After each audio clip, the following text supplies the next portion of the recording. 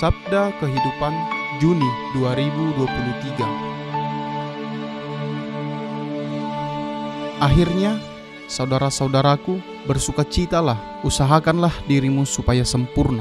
Terimalah segala nasihatku, sehati sepikirlah kamu, dan hiduplah dalam damai sejahtera. Maka Allah, sumber kasih dan damai sejahtera, akan menyertai kamu. 2 Korintus 13 ayat 11. Rasul Paulus mengikuti perkembangan jemaat Kristen di kota Korintus dengan penuh kasih dan perhatian. Dia mengunjungi dan mendukung mereka di masa-masa sulit. Namun, pada suatu ketika, melalui surat ini, dia harus membela diri dari tuduhan-tuduhan yang dilontarkan oleh para pengkhotbah lain yang mempertanyakan gaya khotbahnya. Paulus tidak dibayar untuk tugas perutusannya. Dia bukan seorang pembicara yang fasih. Dia tidak memiliki surat-surat rekomendasi yang mendukung otoritasnya, dan dia menyatakan bahwa dia memahami dan menghidupi kelemahannya sendiri dalam terang teladan Yesus. Meski demikian, dalam penutup suratnya, Paulus menyampaikan kepada jemaat di Korintus sebuah seruan yang penuh keyakinan dan pengharapan. Akhirnya, saudara-saudaraku, bersukacitalah, usahakanlah dirimu supaya sempurna. Terimalah segala nasihatku, sehati sepikirlah kamu, dan hiduplah dalam damai sejahtera.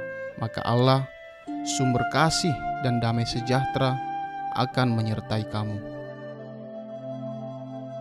Ciri pertama yang sangat jelas dari nasihat-nasihatnya adalah bahwa nasihat-nasihat itu ditujukan kepada jemaat secara keseluruhan, yang merupakan tempat di mana kehadiran Allah dapat dialami.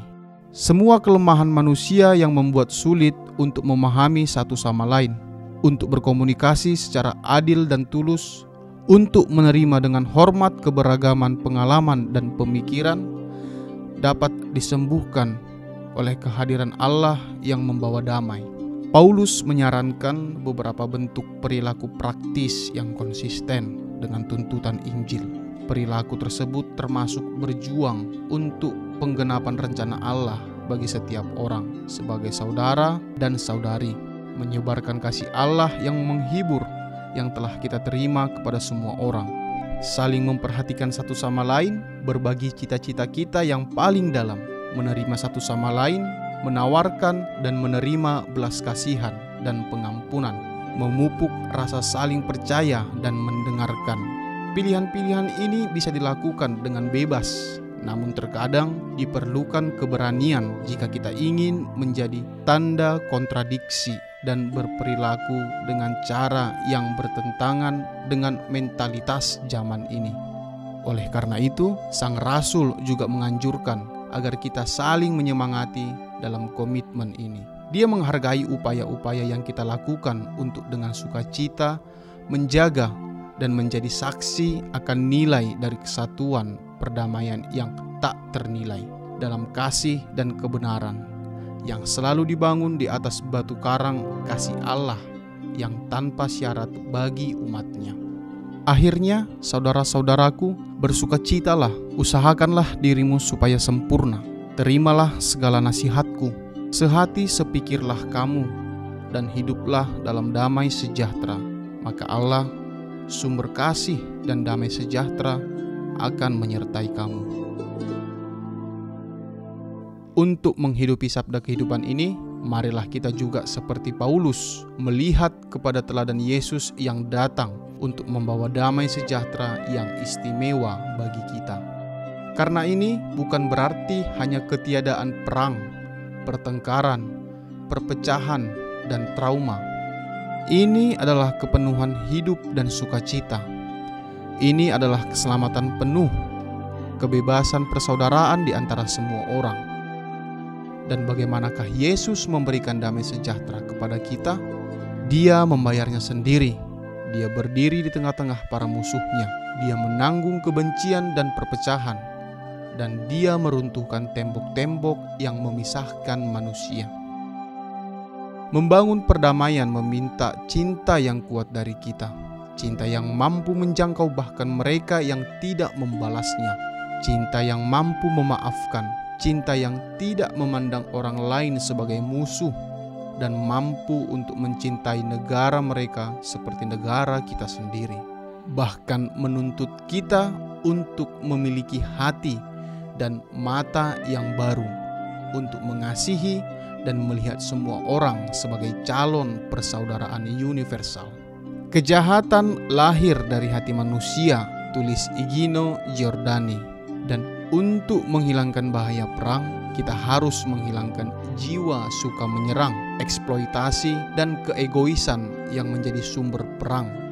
Kita harus membangun kembali hati nurani. Bonita Park adalah pinggiran kota Hartswater, sebuah daerah pertanian di Afrika Selatan.